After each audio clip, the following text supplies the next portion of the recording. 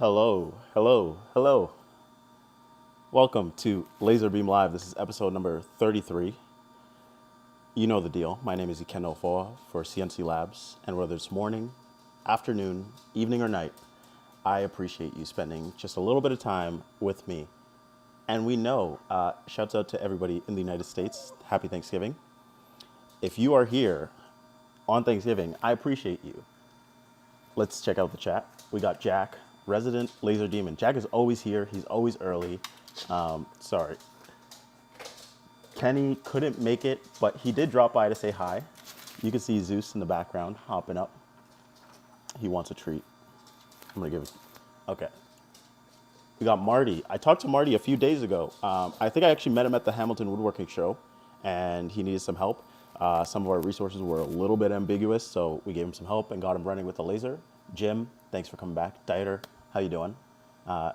DMC Keen, how you doing? Alan, how you doing? And Nicholas, how you doing? Anybody else who is watching, we appreciate you. Before we get into what we're doing today, let's talk about some company news.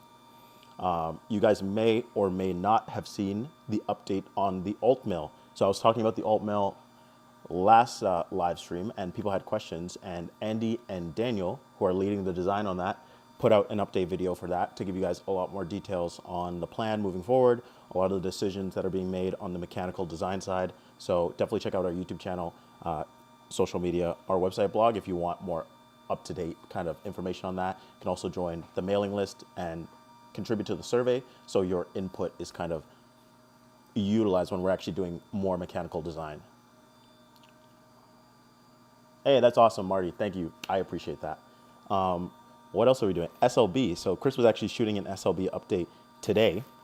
As you may know, that is being released very, very soon. There's a batch of kind of pre-production boards that are coming in. And if the engineers and the team behind us do our testing and we like what we're seeing and all the specs are kind of looking good in terms of usability, then we will be good to launch, and pre-order will kind of go live, and you'll be able to order separately and also order with your long mill and also have an upgrade option. But we're working out the details, and once Chris announces his video, you should get more details on the SLB itself. And you know, my baby, the CO2 laser. What are we doing? Right now we're actually shooting the announcement video. Might take a few weeks to get edited and released, but we want to do it right. We're doing some creative, weird stuff here. Okay, so some of you guys might like it. Some of you guys might think it's absolute garbage. You know what? That's okay with me. We're gonna do some cool stuff, and hopefully, if you're into lasers, you're gonna love the CO2 that we release, because it's gonna be like really good value.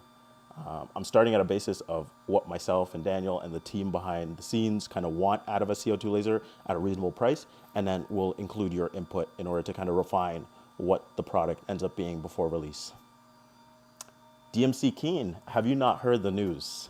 I have been trickling information for the past like 4 months. And yeah, the company as a whole has decided to start development on a CO2 laser. I will be heading that project with one of our lead designers, Daniel. And yeah, we hope to be releasing something later in the next year. We're looking for a lot of power, a lot of speed. That just summarizes it.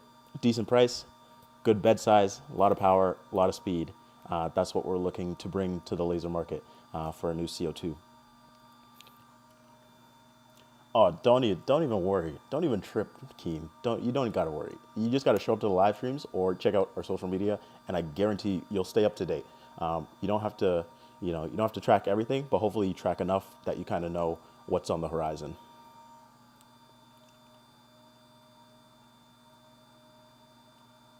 Dave, oh yeah, you got the air assist going. Yeah, I'm gonna be looking. We might be getting some co-op vet students for the new year. And if we do, I'm going to be trying to utilize their kind of young minds and energy to get a air assist that can actually connect to an air compressor.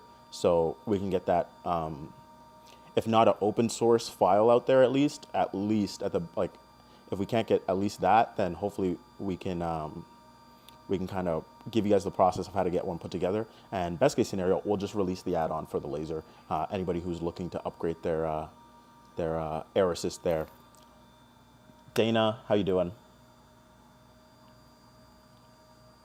Okay, so Dana's listening. His wife is actually typing in the chat. I love this. This is great. Dana's the absolute best. Congratulations on Dana for hitting, I think it was 3,000 subscribers on YouTube. If I have that number wrong, I do apologize. But guys, Dana's been working with our company for a while. He's been making content. He makes great content. He kind of simplifies a lot of things. And he actually goes into very complex tutorials and stuff. So if you haven't checked out Dana's YouTube channel, Bucky's Customs, give him a subscribe, check out his content. You'll definitely learn a few things. I learn things all the time watching his videos.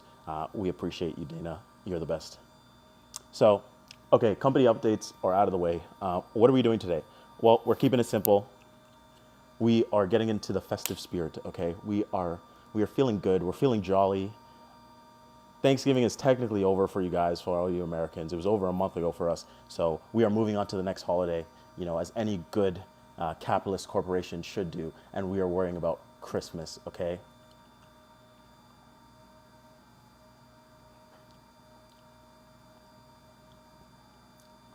Okay, so you had some issues with your air compressor, and I designed and made it to fit the 3D print. That's pretty awesome.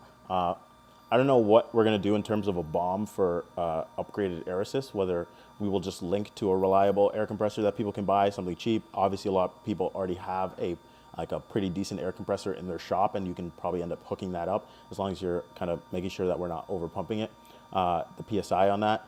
But I'll have to decide that in the new year. The CO2 is my main focus, but I will not forget about my baby, my first child, the LaserBeam. I'm not just going to forget about it. I will release add-ons, and I will upgrade the driver design and the driver casing and hopefully a venting system before we get the CO2 release. So definitely stay tuned for that. But 15 to 20 PSI was perfect for you. Okay, awesome. All right, let's go ahead and pull up our screen. So a lot of you guys come to the live stream because, you know, it's a fun time. You guys love seeing my handsome face, and you guys love hearing me talk about lasers. But I know a lot of you guys do come in after purchasing the laser, or you purchased it and you just haven't had the time to kind of get around to it. And you finally get around to it and you're like, oh my God, this is a little bit daunting. It was a whole task to learn the long mill, and now I have to learn this laser thing. So the past few weeks, I've kind of been keeping it simple, keeping it basics, kind of going over the kind of fundamentals to using your laser so that anybody who buys one or who just opened up their laser can watch some of these live streams and get a lot out of it. Some of you more advanced people are probably more technically advanced than me when using the laser. That's usually what happens in product development. You end up developing and supporting the product so much that you don't actually end up using it that much, and then your customers end up having to end up being way more technically advanced in using it. So I know a lot of you guys just come here for the entertainment, but I know a lot of you guys watch back because you just got your laser and you're looking for a quick, easy tutorial. So that is what we're doing today. We are just making it Christmas themed. So we have G-Sender here. Let's go over some of the G-Sender basics.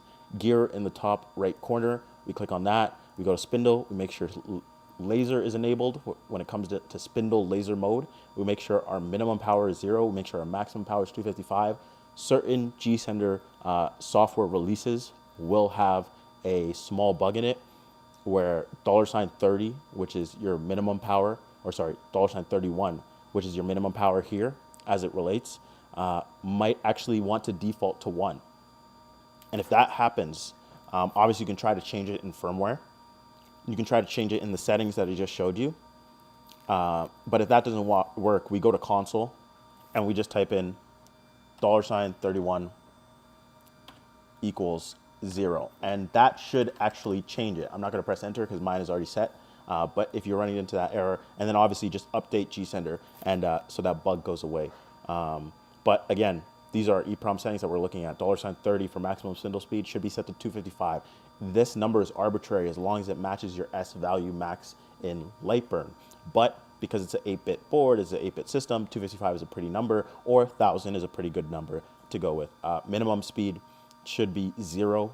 This is telling your laser that, you know, if something is white or has no shade to it in your design, you should run it off, like you should turn it off. And if that's set to 1, then your laser will actually never turn off, and that will ruin certain designs.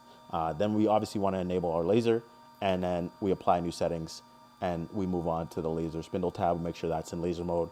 And again, this power slider will never affect your laser job. It'll only affect you testing the laser. So turning it on, turning it off, using the test feature that links to the countdown and the test duration. That's what this slider, power slider, will affect. Okay, G-Sender basics out of the way. Let's go to Lightburn. So I want to make a Christmas ornament. I have 1/8 inch thick birch already lined up in the machine. It is 100 millimeters by 100 millimeters, and I found a line work design which I want to do the cutting from, and I found a JPEG that I want to do the engraving from. Similar to last week, we're gonna merge the two. We are gonna apply mask, so it's only engraving inside the cutout that we want, and then we're gonna set it up and send it to our machine. So without further ado, let's get into it. We're gonna click on File, we're gonna import. So I have my JPEG, and my DXF is the line work that we want to do the cutting. I zoom out because the scaling is a little bit off. I'm just gonna move my JPEG over here, and then I'm gonna select this entire thing because it's not grouped. So just for ease of use while I size things down, I'm gonna group it, right? So now I can lock the dimensional lock feature up here, and then I can change the dimensions to 90. And I actually want the smaller side to be 90 to make sure that it fits in our material. And because it's locked, it's gonna keep the same aspect ratio. We're not gonna screw around with our design and make it look all weird and deformed. Okay, so I actually don't wanna do this much cutting. Zeus, no. I actually don't wanna do this much cutting. So what I'm actually gonna do is ungroup it and then get rid of these inside boxes, because I actually want it to engrave, and these boxes getting cut out will actually kind of just ruin the design. But hey, you can do whatever you need to do, whatever you want artistically to kind of get the results that you want. So I'm gonna ungroup, and then I'm just gonna select these 4 boxes. Zeus, buddy.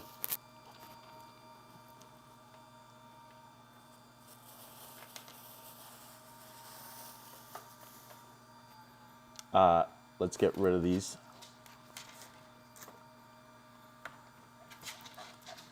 And then let's add the image. Sorry, guys.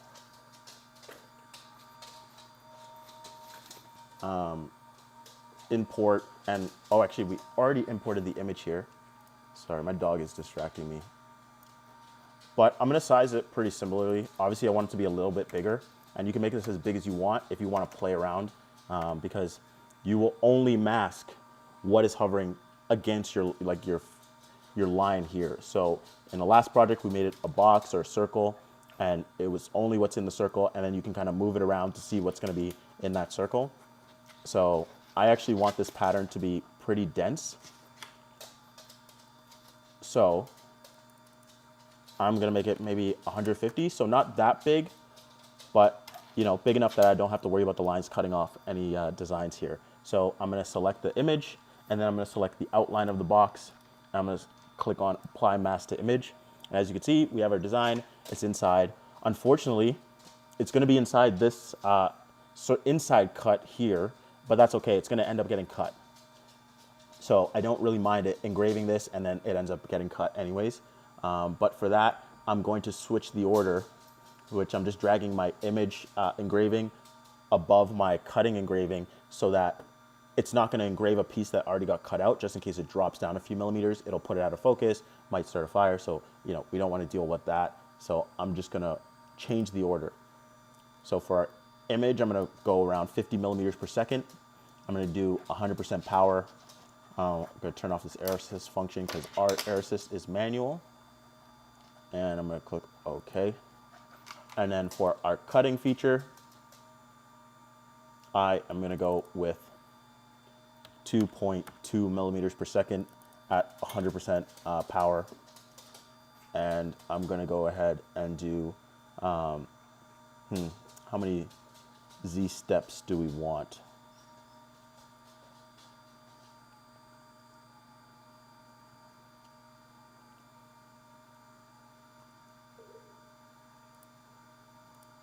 So I actually changed up my image. So I got to change this to, so actually this is going to be black for image. And then our lines here are going to be red. So you just be aware of what is actually, what feature of your design is which color and how that relates to the setting. So I had mine inverted. So I have to fix that. So my line work is now,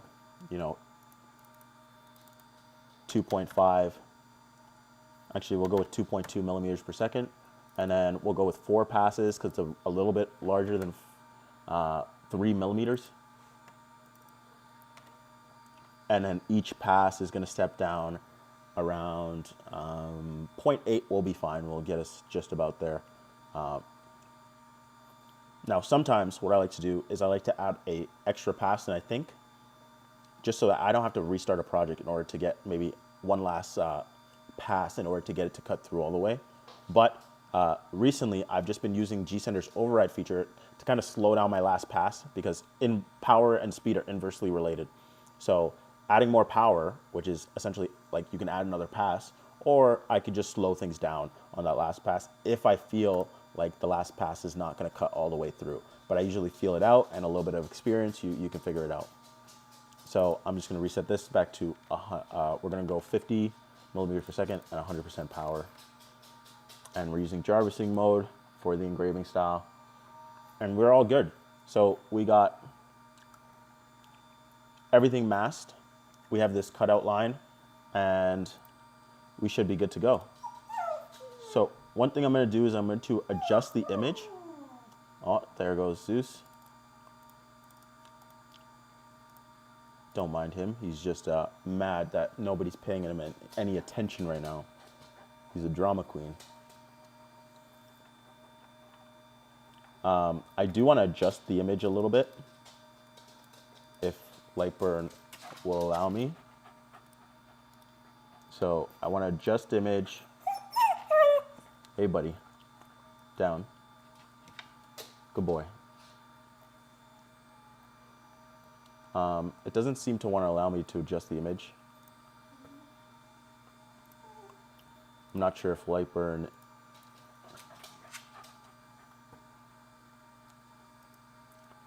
Oh no. Don't tell me it's going to crash.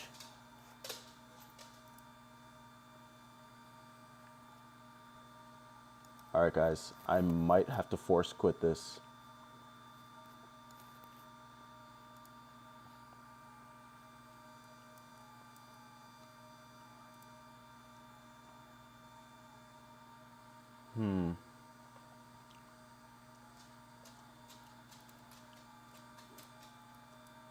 We have no response.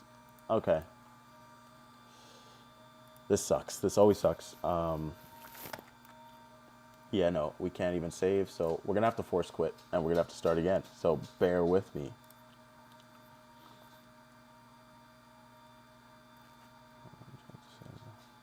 Okay, it's going to allow me to save.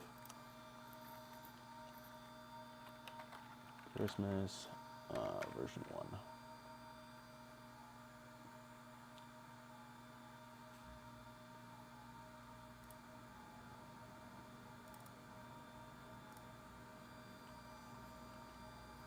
All right. Let's boot it back up.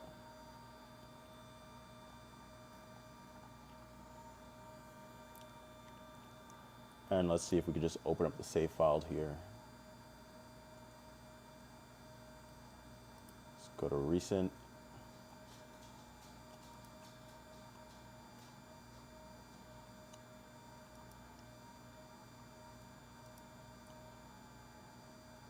And here we go. Okay, so we got it. So we're happy with our settings. We're going to save the G code. Christmas V1 should autosave as a .nc, and we can open that up in G-Sender here. And I'm actually not sure how long this is going to take. I know I say this every time. It might take a little bit longer than I thought. So what I'm actually going to do is I'm going to change the scaling down.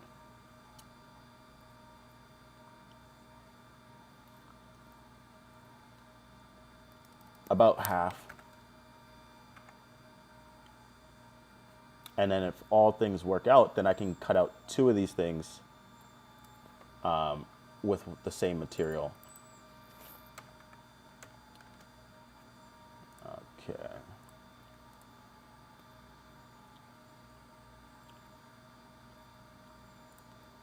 So I'm just going to move my lines here.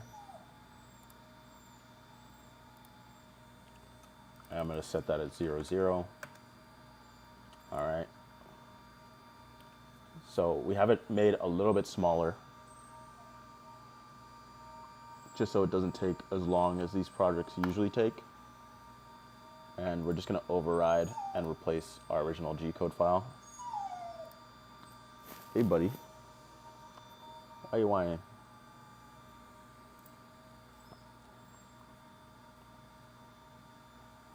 And we want Christmas version 1.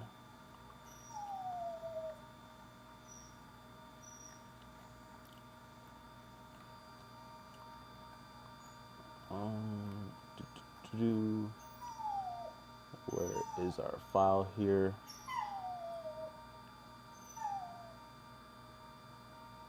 Here, let's resave it. Make sure we saved it in the right location. It's in download, so we want to save Zeus. Can you wait a little bit? Yeah, I know.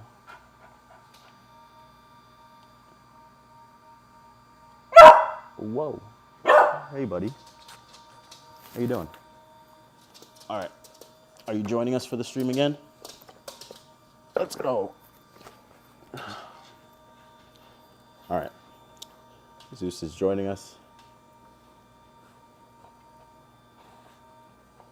And we are going to just double check, make sure we saved it in the right file, place. We're good. Let's open it up in GSender. And there we go. So we got our file. You can see our step downs is working because you can see the active Z paths here. It's not just a single path plus engraving. We have the active Z paths showing in GSender. And my laser is already focused to my scrap material. So all I have to do is remove my scrap material and then drop the Z by about 6 millimeters because I have a 1/4 inch scrap material. And then I can reset my 0 and then I'm ready to go. So Zeus, I'm gonna give you a treat. And you're gonna stop being such a princess. And I'm gonna go start this project. Okay, so I'll switch the camera view for you guys.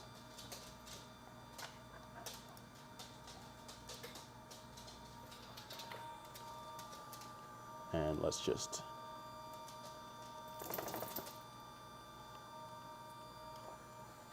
make sure you guys can see here.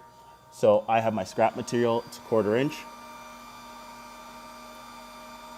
And all I'm doing is just moving it out of the way. I focus it to my scrap material. And now I know I'm focused once I drop this down by 6 millimeters or roughly 1/4 inch. So 1, 2, 3. So I'm going to 0 that. Stop. And we are good to go. So I'm going to go ahead and start my project here. Oh, sorry.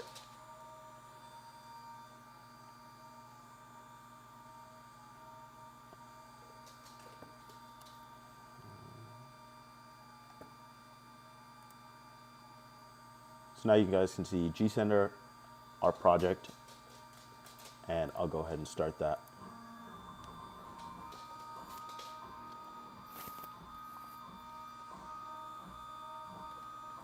So you guys can see here, because we set our engraving to first here in Lightburn, which was all we did was drag the color here set for our image above and put it first, right? So that dictates what part of the job gets done first. And we did that purposefully because we wanted our cut to go last. I know, right? Zeus does need to do a stream on his own. I feel like he hears the machine, he sees the cameras, and he turns into a little drama queen. He's like, why are the people getting more attention than me? But, you know, I feel like he's always like this. Relax.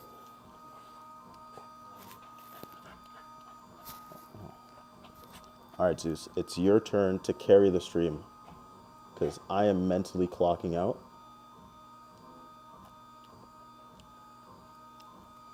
And now you entertain the people.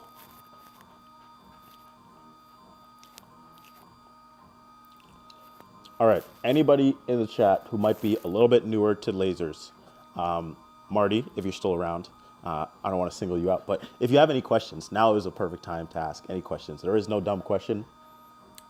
This was a pretty simple project, but at least maybe to me or anybody with a little bit more laser experience, it seems like a simpler project.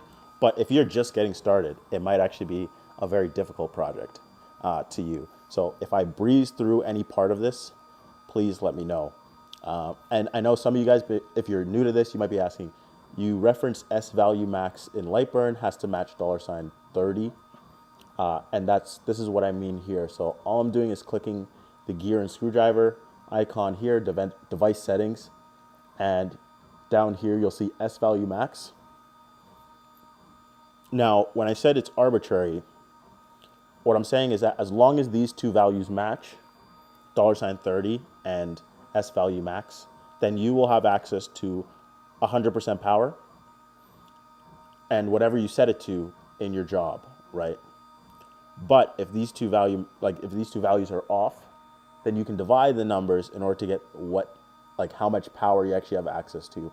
So let's say S value max is 255 and $30 is 1,000.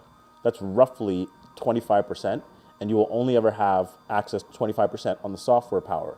Think of it kind of like a software version of the dip switch.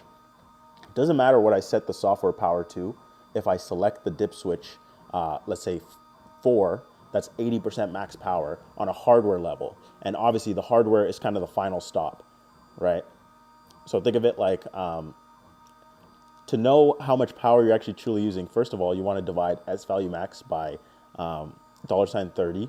And if that equals 1, if they're the same, it'll equal 1, which means 100% power, times the power level that you're setting in Lightburn. So I set my cut to 100%, right? So that's 100% power times whatever I set my dip switch to. So I set it to 5, that's 100%. So now it's 100% times 100% times 100%. When this laser is firing, what is the actual power of the laser it's using? It's using 100%. So you can kind of use that rough equation to figure out all your different values. But as long as S value max equals $30, you can subtract that from the equation. All you're thinking about is software power and dip switch power. So Steele has a question, or first Marty has a question. Ikenna, where on Lightburn will I find the S value max? So yeah. Let me go through this again. So device settings, which is the gear and wrench icon here, or sorry, not the gear, the screwdriver and wrench icon up here. Device settings, you click on that. And down here, you have S value max. And right now mine is set to 255. You want that to be 255 or just equal whatever that is, whatever your $30 is. So I have a question. Is it possible to engrave black anodized aluminum business cards with the laser? I have not had any success doing so far. Honestly, it's 100% up to the anodization of the aluminum. So I have had success, right, engraving tumblers with the vortex rotary axis plus the laser. So the tumbler, I'm essentially just removing paint. Oh, sorry. There's a difference between paint and anodization. You're not going to be able to remove anodization with the laser. Maybe with a CO2 laser, you might get away with it. And definitely with a fiber laser, you'll definitely be able to get rid of that anodization and even engrave the metal itself, but not with the diode laser. Sorry, might be. If you are trying to do any painted aluminum, you will be able to do that.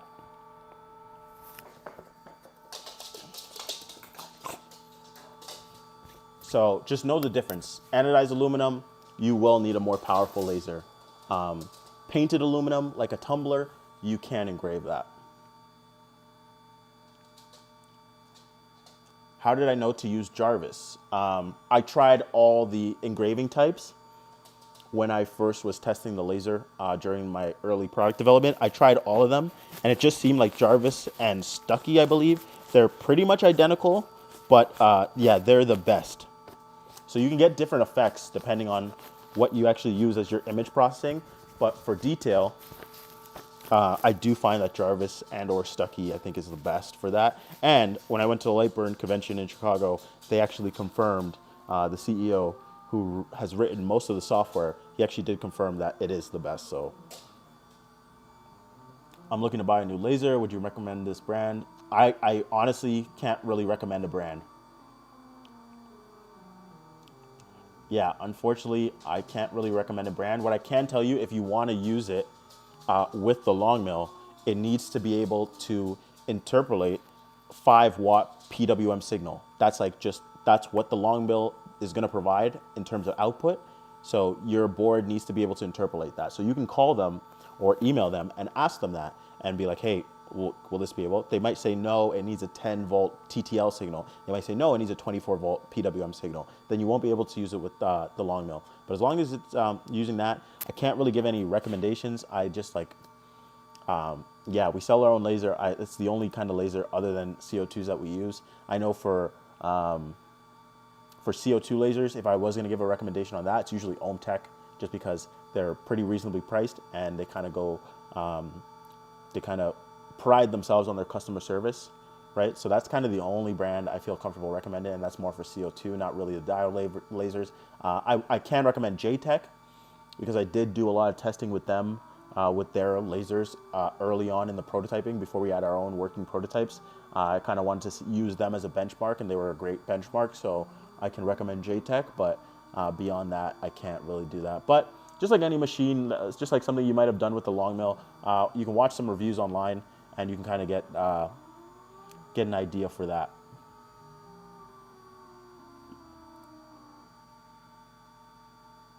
All right, so I believe we're on our last line. So I'm actually just gonna lower the speed because this is our last pass, and we just want to make sure that we're cutting all the way through. So you can see that this is our last pass because it's the last line here out of 4. I know, Zeus does not like the sound, the humming of the NEMA 23 motors. But, you know, it's not confirmed yet, but on the new SLB board, because we have more robust drivers and because we have a faster feed rate, the tune of the NEMA motors might be a little bit softer, a little bit lighter, but that's not confirmed yet. We'll continue to test, and we'll kind of give you the rundown when that's ready to go. So this is going to be a very quick stream. I kind of want to just hop on, do a quick tutorial. Hopefully this cuts all the way through. Birch usually cuts a lot better than plywood. Birch usually cuts on the same level as acrylic. And this is pretty much the same settings that we used for the acrylic last week. So I feel like we should be okay with the 4 passes. We did lower it on lower the speed on the last pass just to make sure we cut all the way through.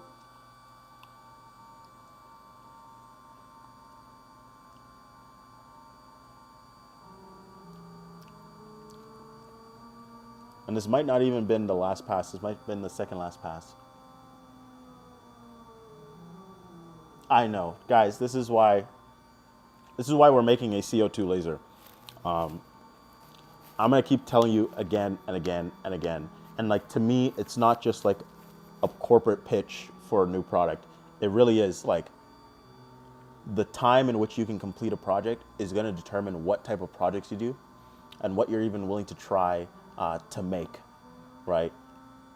When I first got into the maker and CNC community, I was running a Trotec Speedy 360 for a makerspace. That was maybe 1,000+ millimeters per second, and that's a $50,000 machine, right? First of all, unless you're doing this for business and you're making a lot of money, a $50,000 machine is just kind of untenable. It goes against our values for accessibility, and that is the goal here. We're going to make a fast machine that can blow like the diode plus long mill speeds out of the water when it comes to cutting and engraving, right? Because speed and power are inversely related. The more power you have, the faster you can run it and get the same output as a less powerful system running at a slower speed, right? You can play with those things inversely in order to get your desired result. So we are looking for more power, more speed. So some of you guys might be asking, why are you releasing a separate machine? Because that's the only way we're going to get more speed. Because the long mill design, the mechanical design, was made to fight deflection. It has to. You're plunging a router at thousands of RPM into wood, plastics, foams, even aluminum sometimes. You have to be able to stay rigid, stay accurate, fight backlash, and that's just a different system than running a CO2 laser. CO2 laser does not have to touch its material at all. The laser bounces off mirrors and then touches your material in order to cut and engrave, right? So your machine itself is never getting any feedback, backlash from the actual machine, and that's why you can run it a lot faster. You just have different priorities when designing that. And that is the pitch for the CO2 laser. Faster, more power, more robust, and you don't have to take up your long mill to actually run really complex and beautiful laser designs. But sometimes you don't want to spend that type of money, which is why we designed the diode add-on, right? You already spent money on the long mill, and now you can just pay a couple $100, $500, get a laser on your machine, and you can do some really cool stuff like we've been showing you in the live stream. So our project is complete. Oh no.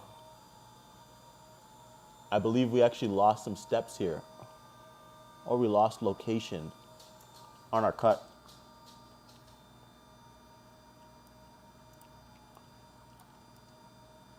So I'll show you guys anyways, even though it's, I believe our last pass,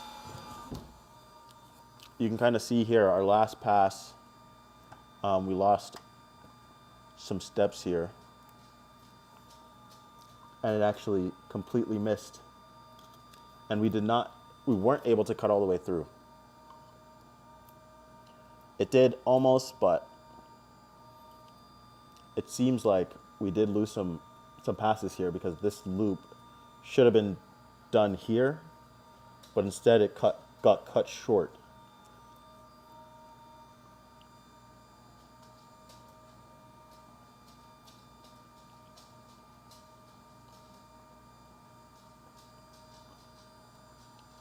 Okay, so today was a fail. So you know what that means. We will come back in the next live stream and we will do it again until it's a success. So next time we will be doing a part 2 on cutting Christmas ornaments, and we will tune our settings. We will redo our focusing to make sure that we are getting 100% of the power down to the material, and we will run everything again. And if we lose steps again, then maybe we can go through a little bit of long mill diagnostic and troubleshooting in terms of the linear movement, and make sure that we can find the source of our issues there. So let me answer a few more questions, and then I'm gonna let you guys go. It's Thanksgiving for a lot of you guys. I'm gonna let you guys go early, but let me know if you guys have any questions, and I'll go through the chat right now. So asking where Jarvis is. So when you have an image in Lightburn, when you click on it and you select the function for it, right? So you can change the function by clicking on the different colors here, and they're all numbered. And that number will reflect your cut/layers up here, and you have tabs. So if you're in a different tab like move or console, you just click cut/layers, and you'll see the image. It's selected 00, which is black down here, and we double click on that to pull up the settings. And in image mode, you click Jarvis or any of these if you want to try stuff out. I just know Jarvis and Stucky is the best for image quality. And you can see here an example of what the laser is actually doing. So it's doing a bunch of tiny dots in order to get a very gradient grayscale from white all the way to solid black. And obviously if you're doing solid black, it doesn't have to do any dots. It's just going to stop. It's just going to fill the material. Did the step down interfere with the material? I believe during the step down process, it probably lost some steps. The Z-axis is probably the least likely to lose steps. And you can see here that we lost it in our in our y-axis. So it looks like we're pretty proportional in our x-axis, but it actually looks like we lost the height in the y-axis. So I'll have to take a look at my y-axis, make sure everything's good. Everything there is good. It might have also just been a USB issues. Like my dog was playing around and he was yanking on some of the USBs here. So it might also have been we lost some data from the Arduino in the longboard to my computer. It could have been a little bit of things, and we were very close to cutting all the way through. You can kind of see here that a lot of the light is passing through, which means we were pretty close. And obviously, like with an X-Acto knife, I could probably just fill in the gaps here and get it to punch all the way through, but that's not what I want to do. I want to come back. I want to kind of troubleshoot my machine. I want to come back, and then we can do it again. We got a few weeks before Christmas. We're definitely going to have another live stream before Christmas. So we will definitely come back to this. It'll be December 7th, the next one, and we can figure it out and hopefully make something even better. You see Zeus in the back. Zeus, how you doing?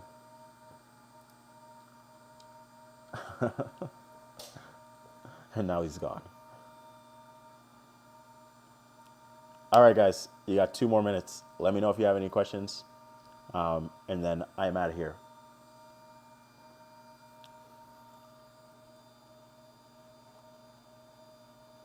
So double click the image, or sorry, click the image. It is whatever layer that you're using for the image is going to be highlighted. You click the highlighted layer. For me, it's the black layer 00, which corresponds with the black color down here. And you double click the layer for image. You have to make sure that it's selected on image, right? So as you can see, my cut lines were selected on line. If I wanted to do fill, then I would select fill. You can do offset fill. But for image, when you import something, it should auto set to image. And when you double click on it, you'll see, sorry, I'm not sharing my screen here.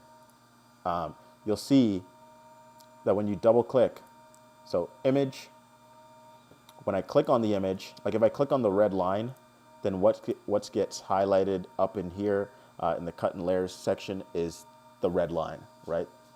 The red color, and then we selected line as the output function, and that gets highlighted. So when I click my image, the C00 corresponding with the color black gets highlighted, and you can see under mode, it says image. We double click that, and right about halfway through the window, you'll see image mode, and you click on that, and you'll have about 8 different options. So threshold, ordered, Atkinson, Dither, Stuckey, Jarvis, newsprint, halftone, sketch, grayscale. You select what's going to be best for your image, but I'm telling you right now, for images, Jarvis is going to be best. Let's say I was doing cartoons, maybe newsprint is going to be best because it does these old style like newsprint dots that are really cool, but it's going to be kind of your artistic choice plus a little bit of what works with the image the best. Thank you so much, Dana. Thank you for joining. Thank you, Dana's wife, for chatting in, for typing in chat and joining our stream. Enjoy the drive and drive safely. DMC Keen. Dave McKean is always a champion. He's always helping people out. So he just sent you a message. So hopefully that'll help you figure things out. Dieter, thank you so much. You have a great evening. Hans, thank you.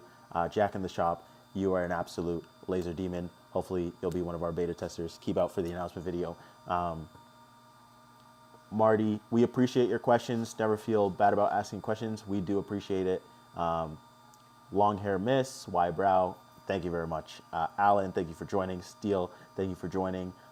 Nicholas, Alan, thank you for joining. Jim, if you're still here, thank you for joining. Kenny, he wasn't able to make it, but he came in very early to say hi, so we want to thank him too. Guys, you know the deal. My name is Ikenna Ofoha for CNC Labs. And whether it's morning, afternoon, evening, or night, I appreciate you spending a little bit of time with me. This is LaserBeam Live, number 33. And not every project is a success. But I appreciate you joining me. And hopefully we come back next week and we do something even better. Or next live stream, 2 weeks, December 7th. And we do something even better we get a success, we make some cool stuff, and hopefully that teaches, you learn, and you get entertained. So you know the vibes. To our Americans, happy Thanksgiving. And to the rest of you, you guys have a good evening. Take care and good night.